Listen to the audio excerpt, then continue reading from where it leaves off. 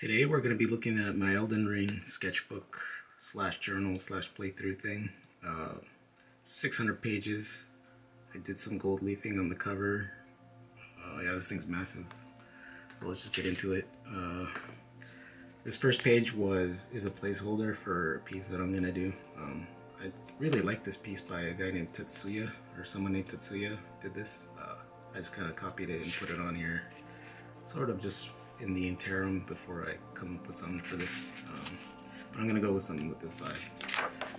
And then here it says, I shall tell thee of Artie the Maidenless. Historians from the lands between will say that I am a liar, but history is written by those who have hung tarnished. Braveheart prologue, basically. And then here I have the Confessor, which is the class I started with, which was a big mistake for me. I didn't really jive with him, but I ended up switching to Samurai later at some point. It was a cool class, I just wasn't for me, I guess. And then I started off the book with sepia toned everything. Here I was when I got jumped by the Grafted Scion, which I had no idea what was going on with him, like anatomically, so I just drew him like this. And yeah, I obviously died right away. And then I ended up somewhere in the depths of somewhere, and Torrent started sniffing me, and that's when he's like, I like this guy. This tarnish will do. And here's the Soldier of God, Rick. He was super easy, but I mean, he's kind of like a meme now, I guess. Oh, then I get to Limgrave, right? And right away, like, the creators of this game tell you that you should get a girlfriend, which, you know, he said I was maidenless or whatever, and he wasn't wrong, but still kind of stung a little bit. I don't know, that's not how you start off making friends, you know. And then here's when I met Kale at the Church of LA. I ended up calling this guy Kmart because he's got like Kmart colors and he sells stuff. So I was like, hey, what's up, Kmart? And I think I bought some stuff from him, or tried to. Yeah, I forget. I think I bought a torch or whatever to illuminate my path. At the Gatefront Ruins, there was this whetstone knife that I wanted to get, so I went there. I didn't fight anybody because I'm a coward, and everything was scary to me in the beginning, so I just like weaseled my way into there and got the whetstone knife. And then eventually at the site of grace by there, I met Melina, who straight up was an anime character, just out of nowhere just showed up, and she decided she wanted to be my maiden. So I was like, hey, okay, you know, might as well just go with it. I'm not gonna protest at all. And then I decided to do like a page for the catacombs here, because I didn't know what these things were for a while until I figured out what they were. And I guess they lead you to catacombs. This guy's name is Roses. He's the Usher of Death, but he's not like a real person in the game. He's just kind of like an effigy of some kind. And then these imp guys were responsible for a lot of my deaths in the beginning. They killed me a lot in the beginning, so I drew them. I mean, I like drawing them. They're fun to draw, but they're a-holes. And then there's the True Sentinel, which I passed by him, right? And like, I didn't even give him the chance to kill me. I was like, you're not even gonna try to kill me, because I'm not gonna be anywhere near you for a while. So I just kind of said hi, and then I passed by. And I drew one of the ancient dragons here later. Kind of just plopped them in, because they're tied to the dragons, in that they like look up to them to gain power and all that stuff. They have the dragon's influence. In the Groveside Cave, I realized that you need a lantern. Guess it was really dark in there or something. And the Beastman of Farum Azula killed me so many times. Like, I spent so much time trying to kill this guy. But eventually I did kill him. And, oh yeah, and this little map layout is by a guy named Ian OD. And I use a bunch of his layouts I kind of modified him a little bit and added color and stuff, but for the most part I referenced his map layouts. Whenever you see a map layout like that, it's probably because I just looked at his stuff and then did my own version of it or whatever. And then there was wolves, and I like drawing wolves. These wolves in the cave were pretty feral. They were tough. I think I got killed maybe once or twice by them alone. And then Rena the witch. Okay, Ronnie shows up, right? But she calls herself Rena, which is dumb because, like, if you're gonna change your name, like, change it to something like completely different. It's like, nope, I'm just gonna be lazy and change one. Like, you know who else did that? Morgot. Like, what the hell? And then she was talking about like Torrent knows me, or I know Torrent, and that kind of like was weird because I like, does Torrent talk, or who is Torrent exactly then? Does Torrent know something about me? Like, what is the deal with that horse yak thing? It's not like a horse, it's like a Shetland pony combined with like a horse and a deer, maybe. It's like a really weird combination. But anyways, Rena gives me these ashes, which I think are pretty cool. The wolf. I like wolves, so I was pretty happy with that. And then this guy was pretty cool. His name's Yura. He was hanging out under some bridge thing, or a piece of ruin, and he warns me about Agiel the dragon, but I totally just went over there anyway. And there were giant bats, which reminded me of the primal bats from Gendy Tartakovsky's Primal, and I like drawing them, so I drew them like that instead. And also, I was not sure about what Dragon Agiel's face is supposed to look like what the structure of his face. So I did these I do these a lot in here, I think, little studies like this. And then, since I'm the type of person that will rune farm for a little bit, I decided to rune farm these crabs at the lake. Also noticed there's eagles in this game for some reason. But yeah, then I found some starlight shards, or I found a starlight shard close by. And then that's when I found out about ever jails, which I thought were ever gowls, but they're actually called ever jails apparently. And they got these useless little caterpillars like around them.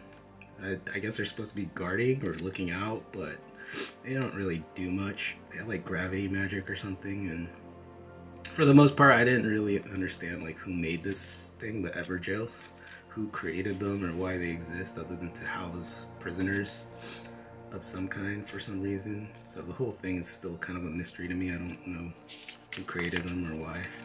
I didn't go into this one. I just kind of was staring at it like, what is that? And then, oh, so the first time I actually did something bold was to try to like take out this troll caravan, which was kind of dumb because like they're not that, like, they're not really much of a challenge to take out. Like, if you take one of them out, like, the other one just takes a knee all of a sudden, and the whole thing just kind of collapses, and they're just like, well, I guess you can just take our little axe. So they had this axe thing. The great axe was pretty disappointing for loot, and then Melina texted me out of nowhere, I guess. She just shows up randomly, so this is where I switched over to Samurai, and I was so happy after that. Samurai was just my jam. I was really slicing and dicing after I switched over, and so I caught up to where I was with D and Vare, and then I just took off from there. I came across the Mad Pumpkinhead at this bridge. I forget what the bridge is called, but found out that these guys are ex-gladiators from the Colosseum, which is pretty cool. Like, they have to wear these helmets because they're so like messed up from the gladiator times that they need to like tone down their senses. So they have to wear these big pumpkin helms to chill them out. But when you see this guy at the bridge, he's just like stomping, like he's like banging his head on the ground. It's like really weird. So he's obviously not, the helmet isn't working really well, I guess. This guy might have like a crack or something he can see through, or whatever. For whatever reason, the lore doesn't add up with these guys. But yeah, here I drew what it looks like on a normal person. Then I was up in Stormhill Shack where I met this chick, but she didn't tell me her name in the beginning, so I had to figure out her name later was Roderica. But she's got like the most messed up story questline thing going on. At that point, she was telling me about how she had this entourage of people that were headed off to Stormvale Castle to get grafted, like they wanted to get grafted by Godric. And I was like, why would you guys do that? And so I guess she got exiled from her land, where she was kind of royalty, I guess, because she has a red coat that they gave her to make her feel better about being exiled, which is pretty messed up. And then she's like, I'm a craven. She gives me a jellyfish, like she calls it the little one, and she just hands it over to me and is like, hey, you take care of this thing. I suck at life. And then there was also this old lady who had she has 3 hands, but one of them is her foot. So I was really confused at first when I was drawing her. I was like, wait, is that her foot or her hand? But I don't know. She's just weird looking. They got no eyes. They got like these hollow sockets that just look into you. And I guess they can read your fingers because they're obsessed with your fingers for some reason. And then I drew this little scarab to kind of, I don't know, just commemorate finding one of those, I guess. This guy is a mix between Gurney from Dune, Gurney Halleck, and Ned Stark. So I drew Josh Brolin and the guy in the game, Nightburn, all kind of mixed together. But oh, he also just sells Ashes of War. He's like an Ash of War merchant, but he has his own quest line. He also had this crazy ass like 2-handing sword, just humongous. And then I was passing by up to where Margit is, and there was a bunch of ballistas shooting at me, so I drew them. And you know, here's the thing about Margit, like, if you're gonna change your name, just change it to something cooler. Like Margit sounds like Margaret. I don't know why Fromsoft. And then when I was fighting him, I guess like halfway through, he says, "Thou art of passing skill. Warrior blood must truly run through thy veins," or run in thy veins. I put "run through thy veins" though, because he said it so many times. I was like, I'm not even gonna quote you right. And he killed me a bunch of times, but I was like, oh, this is the boss, so I guess I should die a lot. But eventually, I used used the jellyfish to take him out because I couldn't beat him by myself because I suck at the game. And then yeah, I do beat him eventually, I guess, like maybe 20 tries or something like that. And then past Margit, you get to Stormvale Castle, like the entrance, but there's this guy named Gasstock, and he stalks you, and he's moving around the castle, like taking your runes when you die and stuff. And so I get to a point where I get to the Mimic's Veil, like I get the Mimic's Veil, and then I hightail it out of there. Like when I see these Warhawks have like blades on them, I was like, hell no, what? And they were annoying. They weren't that bad. I was just, I'm gonna level up a little before I come back here. And then I get access to the Round Table Hold at this point, and there's all these interesting characters here. You got Dialos, who is basically just Jon Snow, Jon Snow Light, and then you have Sir Gideon Ofnir, who is like a mix between Odin and the Hammer Mjolnir Ofnir, I guess.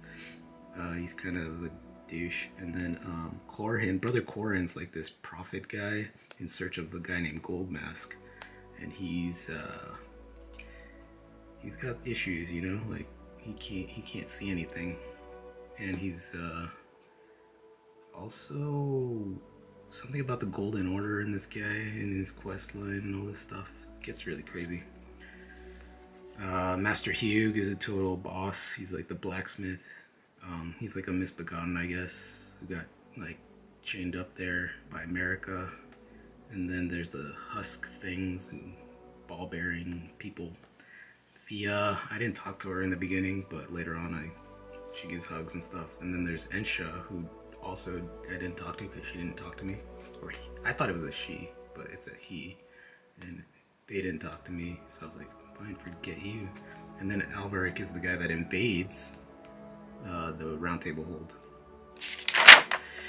Here's where I actually entered the first ever jail, and I found Bloodhound Darwill, who, you know, in the beginning you can get some free shots on him, but I totally just didn't know where he was. I was just kind of walking around the Everjail like, where is everybody? And eventually he just like sneaks up on me. And yeah, he was annoying to fight. He has these crazy fast move sets. I think you get the Bloodhound Step or something like that from him. There was also this weird flower that spewed crazy things, what do you call it, spores, and I was just like, I didn't even kill it, I just kind of like ran off.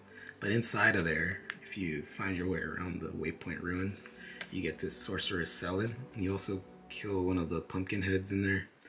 And, you know, she'll hook you up with some glintstone stuff, sorceries, but I was like, I don't really care about magic, so I was like, scroll up where to find Fs to give.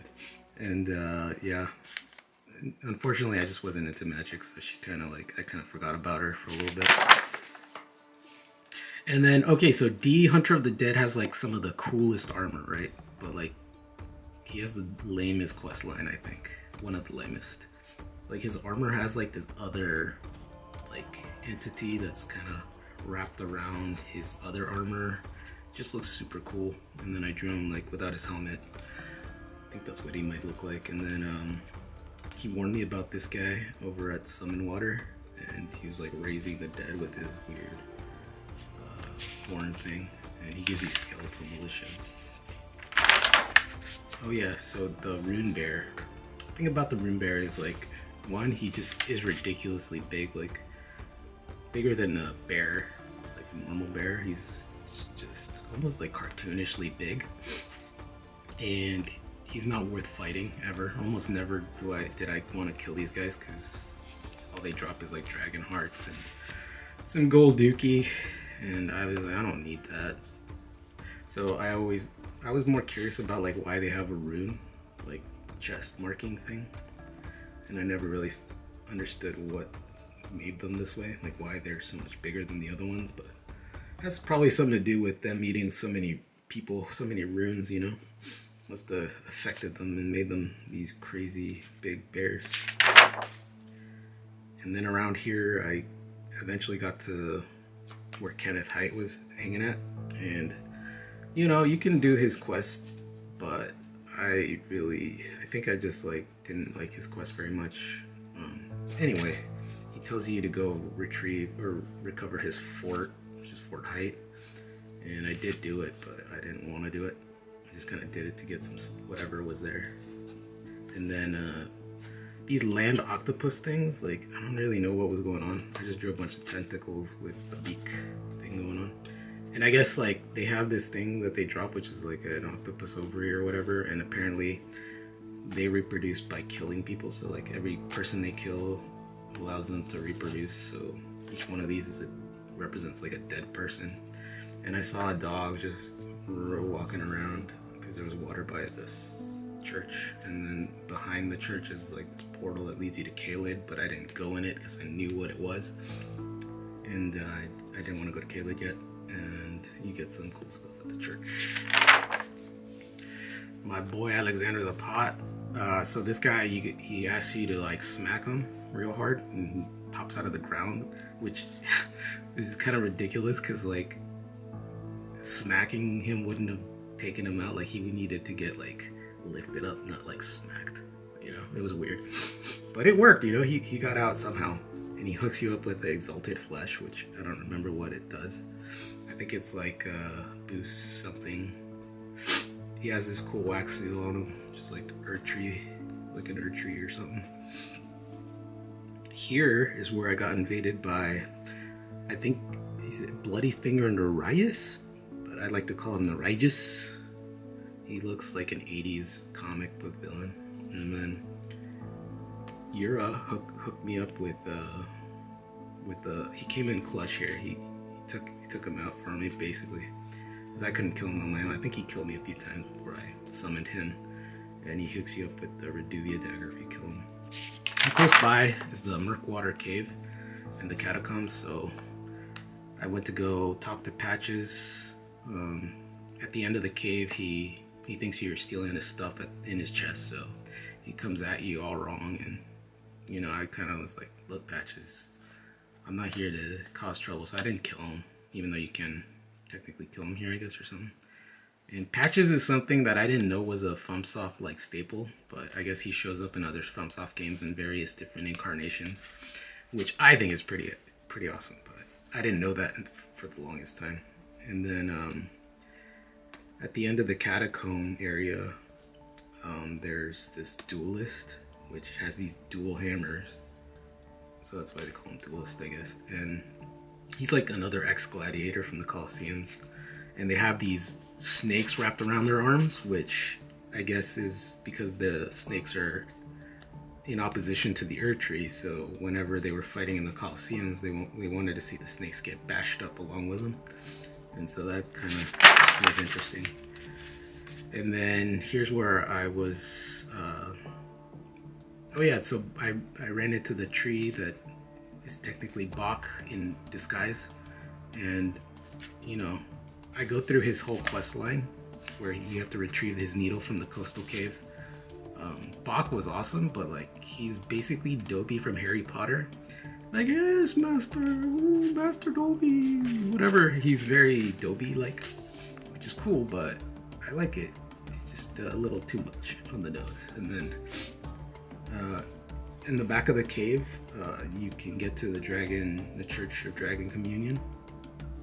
And so you go into the cave and then you end up in this island. And there's the entrance, and then you come out, and up here is this dragon guy, and you can offer up a dragon heart. And there's also a lot of demi-humans in this area. Demi-humans are basically just like half human, half some other feral creatures or something. The Death Touch catacombs had a lot of skeletons in it, and at the end you fight one of the Black Knife assassins. They look really cool. I didn't know they were female. In the beginning, I didn't know they were all females, but I guess they're all ladies. So that was pretty cool when I found out. Oh, I didn't know that. And then they dropped a lot of cool stuff in there. So I don't know what a crucible is or what the crucible is, but apparently it's some kind of it's like something that was in existence before the Erdtree, and all the crucible things, like crucible people, have like horns and like dragon tails, and they have aspects of the omen, like Margit. So they're all kind of connected in some way that I'm not really sure about. According to all these things, that there's so many connections between them all. And then there was a sleeping golem. I don't know what's up with these guys, like who created these guys or why they even exist in this world. Like, there's no real explanation that I can. From what I understand, like they fell from Farum Azula maybe or somewhere, and they ended up in the lands between. But their former masters used to have them do stuff, but now they're almost like reprogrammed down here to guard certain areas or whatever. So when you find them, they're usually guarding stuff. They're easy to take out, but oh yeah, and here's the Knight Cavalry funeral steed person. This is like someone that the Fell Omen sent to take you out after you beat Margit. They show up at night, and I thought that was a cool thing, but like, I don't know what's going on under the hood of these horses. Do they look like normal horses under there, or why do they have a hood? I don't know. I kind of explored them later more in depth. And then there's these scarabs that have like different markings on them. And here I was just drawing from concept art, I think, what these guys are. And then here's another. This is the barricade, and up here in the mountains, or up here by the cliffs, there's something called Fulgur Bloom, which pretty much is a plant that's infused with lightning essence, so you can get a lot of it there. And then here's me just chasing scare him off a cliff, because I did that a lot. You use the prattling pate that you can get at the catacombs to talk to Bach, to tell him he's beautiful and stuff like that. They just say weird things. And then I didn't come up with this. This drawing was a copy from somewhere else. I forget who the artist was, but I like this depiction of the burial watchdog.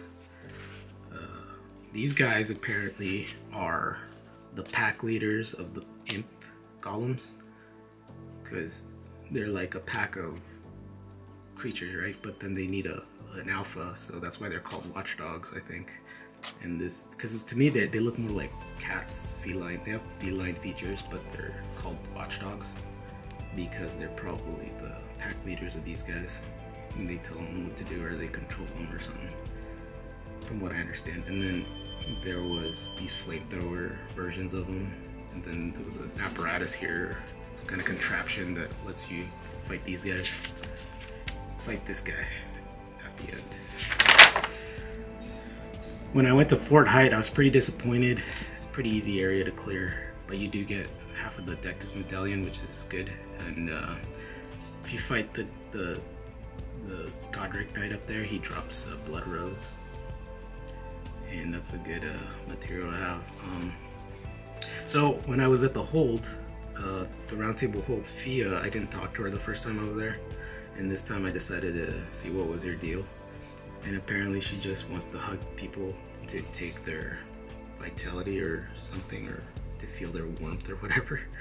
And I was like, okay, you can hug me or whatever. To me it was just awkward. You know, there's all kinds of memes going on about that one. And then I went back to talk to Roderica because I had found her chrysalid memento thing. So I gave that back to her. And she kind of like, I'm gonna go find out what my purpose is. And I like her, she's cool. She reminds me of me a little bit in some ways. I can relate to Roderica's issues. And then I went back to the hold again to try to upgrade my weapons, but I found out I need more smithing stones. But I do upgrade some stuff, I think. And then I head back to Stormvale and I finish off the dungeon a little bit. I do come back one more time, I think, to check out some stuff, but I had some trauma from the first Scion that I encountered, so I avoided this guy like the plague. Like, I just went around him. I didn't even engage with him, even though I probably could have killed him easily. At this point, there was banished knights everywhere, and then one of these guys was in the courtyard, and he had these horns that had been cut off or something. Like, he was an omen that had his horns cut off, like Margit, and they were all bloodied up, and he was just looking all messed up. He was janky. And then Rogier is in the church there, or one of the corners of the Stormvale, and he can hook you up with some spells there, but I kind of just brushed him off. I didn't know if he was going to be important or not, but apparently he has a quest line too. He was exploring Stormvale for a little bit for some reason, and then there was a Lion Guardian I did not engage with, and I met Nefeli Lu close to Godric's entrance, and then there was a cave, or a big troll guarding the entrance, so I was like, I'm just gonna go somewhere else for now. And then I go back and I talk to my buddy Kmart, and he tells me about this howling in the Mistwood, and he's always talking about Blythe? Yeah, Blythe. And Blythe is one of those characters that's like an instant awesome character. I mean, I'm not a furry and I'm not gay, but you know, if I was, Blythe would be, you know what I'm saying? And yeah, I mean, I could have like a beer with Blythe, you know? I want to have a beer with Blythe, so I drink with one. And then, yeah, he's like instant friend. I go to the Limgrave tunnels at some point, and I'm looking for smithing stones, but in the beginning there was these land squirts that spew toxic gas or something, and apparently they are really weak to poison, so if you want to take them out easily, all you gotta do is like use poison. And then eventually I get to the bottom, and there's this troll guy with like some kind of like glintstone weapon, and you know, it wasn't that hard. But I got a Roar medallion, and oh, here's the sword monument. These monuments are based off of like real world sword monument things. This one was talking about how Godric's a complete little biatch, you know, got bitch slapped by Melania, and then in the Dragonburnt Ruins there was this teleporter chest that sends you straight to Caelid, and I was one of the people that fell for that, so I ended up here, and when I was here, you know, I went straight to, I looked for grace and I couldn't find it, so I created this thing called Caelid Stages of Hope. Basically, it's you start off in horror, and then there's denial that you'll never be able to get out of here, or there's got to be a way out of here, and then there's madness where you just kind of, you accept your fate and you kind of just hang out in Caelid for a little while. And there's these kindred of rot that just like spew these little homing missile things, like they're like annoying. But yeah, eventually I do get to grace and I get out of here though. I end up making my way to the Weeping Peninsula, and there's I think the first thing I did there was go to the Tombsword Catacombs for some reason, and there's another prattling pain there. I use the Stone Sword key to fight this guy, I think. The cemetery shit is interesting because it doesn't feel like it belongs in this game. Like, it's got this face hugger crab creature that kind of jumped onto its head, and it's like mind controlling him now. It's got like this glow emanating from the bottom of it, and these guys die real easily, so you never get to see them, but they have these crazy attacks where this thing like detaches from its head and it comes at you too. Anyway, I was pretty tired. I think I was like, I need to go to bed, so I drew that real quick. And then here's Ancient Heroes of Moor's Everjail, and I wasn't sure if this is a guy or a girl, but I think it's a guy. That looks like a girl. Very androgynous, confusing. And then they dropped Radagon's Scarseal Talisman. So this symbol shows up a lot, like this crosshatch thing, so I made sure to take note of whenever I saw it. And then these marionette soldiers look pretty flimsy, but they gang up on you and do some damage if you're not careful. The Erdtree avatar, when I found out like why these things exist. So here's what I understand. So there's the minor Erdtree, and what they do is they bash these warrior jars, or the little jars that have like human remains in them, like human viscera or something. And so they smash them with this big club thing, and they use the human remains to kind of fertilize the minor trees so that they grow more or something. Anyways, yeah, I thought that was pretty cool. At some point I end up by the Graven ruins or something like that, and there's this witch in there. Yeah, I guess this is part of Selin's the sorcerer's quest line.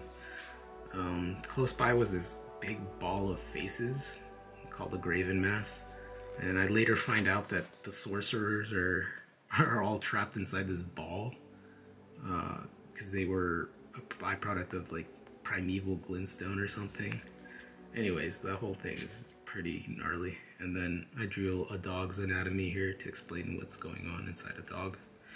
And then here I drew, I guess someone else drew this, and I kind of did my own version of it. It's like the pot anatomy. And I found a turtle shield here, and I also needed to go to sleep at that point, so I drew that. And then here's a statue of Radagon.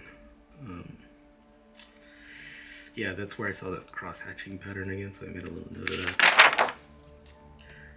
And then eventually I finally got to see the Walking Mausoleum, and these guys are cool, but I didn't know what you were supposed to do to like take them out, or why they were around.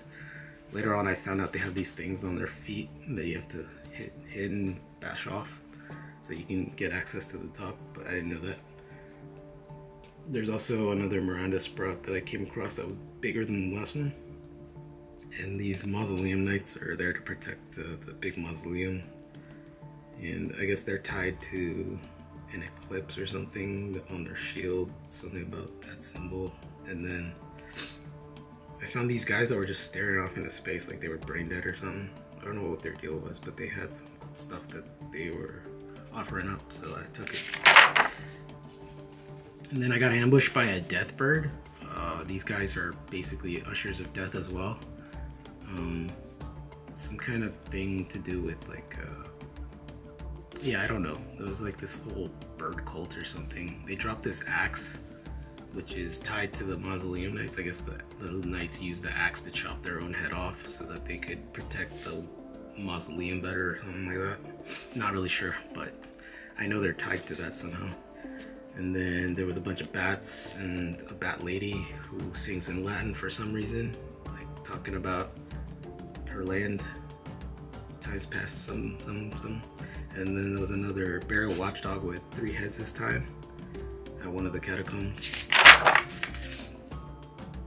Oh god, oh yeah, so I went to this tower and I got teleported to Leyndell, so royal capital, and there was this huge chasm that just had no ending to the bottom, because it's one of the divine towers that you're supposed to go up, but this one, I was just like chilling down here and contemplating my life, you know, like why am I doing this sketchbook? And then there's a golem there that you can fight.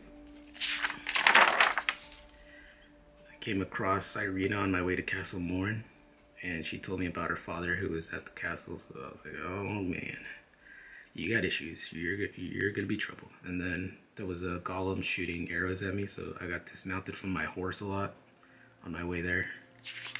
When I got there, there was this crazy riot going on, so the Misbegotten were causing riot, running amok, and I had to, you know, quell the rebellion, I guess. And they had these dogs that were annoying too, the Rotten Strays. They were pretty annoying, and I created a symbol for them, because I don't think they have one, but they're basically chimeras, so they have like tails and horns and stuff and feathers. They resemble, kind of reminds me, their face reminds me of Attack on Titan's type of face, and then they got scales on them and stuff. And there's also a bunch of rats in this area. And then I was talking to my boy Edgar, who looked pretty defeated, so I was like, alright Edgar, I'm gonna hook you up with your ceremonial sword or whatever from the castle, don't worry. And then I go and fight Leonine, the Misbegotten, and Edgar helps me out on that fight. And this guy has like the Game of Thrones sword, so I had to go get that from him, and then I cleared the area. But on my way out of the Weeping Peninsula, I guess you find Irina's dead body, and Edgar is like, I'm gonna get revenge on these Misbegotten bastards, and he gets all like, you know, all revenger on me. Here I was trying to figure out if there was any specific pattern to the ruins, so I made a map, one-to-one recreation of their map, the map on the game, and I was looking at the ruins to see like, are they telling us something, or is there a reason why they are where they are? But I think they're just random. They just fell from Faramazula, I guess, and they're just like all over the place. I was trying to see if I could find any secrets in their what do you call those, the carvings and stuff, but I couldn't find anything. And then this is when I went back to Stormvale Castle, and I went all the way to the bottom to where Godwin was, and I found out about his connection to everything, like the corruption in the castle. I think the Death Blight or whatever, the roots, the corruption is taking over Stormvale Castle, and it's kind of showing up in these holes, like termite hole type things, and I thought they looked cool from the outside. Like it looks like battle damage, but it might be Godwin's corruption, or it might be both. I don't know. And I also came across some living jars before I got to Godric, but I didn't kill him. I just kind of I like jars, so I don't kill him if I don't have to. And then I did a little study about Godric's features, because I guess he's got very specific, like a slightly crooked nose. He's got like, he's missing a tooth. He's got 2 braids on one side and 1 braid on another side. He's just got a very specific look to him. He's also like obsessed with grafting, so I went into like, what the heck is grafting? Like, he's just like, I don't know. He's like the only character that I know of that does grafting, so I was like, what is that? And I guess it's like a real thing. You can like graft trees together or whatever, which makes sense. You know, it's Elden Ring, so trees. And then here I was trying to figure out like how many arms does he have. Apparently he has like 10 arms, and he has like one little leg sticking out from one other leg, but this leg is supposed to be on this side and this one's supposed to be there, so I kind of screwed that up. And then so he has 2 phases, and this is the second phase. In this phase, he grafts in real time, so he puts his hand into the dragon's neck, and he reanimates it with the power of grafting, I guess. Turns it into a flamethrower and uses it to incinerate you. Which, I mean, is cool, but like, how does that even work? I don't know. Doesn't get explained, really. And he is a descendant of Godfrey, the first Elden Lord, so drew the Lion Sigil or whatever, Beast Sigil. And then he drops a Great Rune, so he's like the first official real boss that you fight. And there's my jellyfish, because he always comes in clutch. I was a little over leveled for him though, so he wasn't that bad. And Nefelilu also can help you. Gasstock here, I saw him curb stomping his corpse, which his corpse turns into just like a torso, which is kind of weird. Like, what happened to all his limbs? I guess they were all magic or something. Like, that doesn't really get explained that well. And then he also has a Grace Mimic that he can give you, so you shouldn't kill him. He does give you stuff. And then here I was looking at the Shabriri grape that I found on some corpse or something. And so Sir Gideon is Nefeli's father, adopted father. And then here I noticed that if you flip over his helmet, it turns into like a little thing here, which kind of makes him a dickhead, I guess.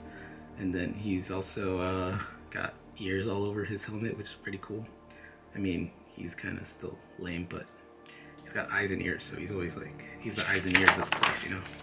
Thought that was an awesome design. And then the Colosseum, that was one of the last things that I checked out, but there's not really anything to do there. You just kind of, there's this big Colosseum, but you can't go in it or anything. In the beginning there wasn't. I guess there's DLC now, but if you don't fight all the other bosses, you can get invaded by a guy named Henricus, but I did not get invaded because I had already beaten everybody. I just drew this after the fact, and then he drops that talisman. The gladiators, I guess the duelists and the pumpkinheads, I made the connection with the Colosseum. I was like, okay, these guys used to be part of that. And then there was also this symbol of the eyes and ears on this guy. So it's like he might be Gideon's buddy pal. And then the snakes, that's when I made connection to the gladiators. And then the scarab also has eye pattern, eye symbol thing. Might be Gideon's little minions. And then here, I realized there's a lot of flora and fauna I didn't draw. So here's the spring hair. And that thing is like a Pokemon. But I guess it's based off of a real spring hair that exists in Africa or something. So that's not really out of this world. But this Guillemot is basically straight up a penguin, like a penguin and a pigeon maybe combined. And then there's owls too that I barely noticed. And then these guys are pretty annoying. The dragonflies just kind of show up randomly.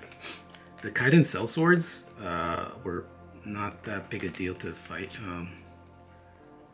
Yeah, they were pretty simple enemies, just kind of annoying to find them. But yeah, I gave them a little bit more. I went into what they are here. And then I was looking at the round table from the top view. Like, it looks like a shattered eye. And it kind of makes sense when you realize what the round table hold is. Like, it's pretty much a projection. It's not like the real hold. The real hold you find later on in Leyndell. But here, I was like looking at it, like, what the heck is going on with this place? Because there's like these 2 fingers that are like this, but it looks like a rabbit, like a sad rabbit doll or something. And it's got like all this fleshy stuff coming off of it, and it's just got hairs. And then there's Enya, who says she can read the fingers, and I'm like, do you really though? Like, how do you interpret them? Like, you're blind, like, what do you know? But yeah, that's what their thing is. Here I was drawing Torrent, and yeah, here I was trying to actually figure out how to actually draw them, like the actual Torrent, because my Torrent was always just a horse with horns. So I was like, there's certain features like the It looks more like a Shetland pony, like I said, and it's got like certain yak-like elements. But yeah, try to figure out what that was all about.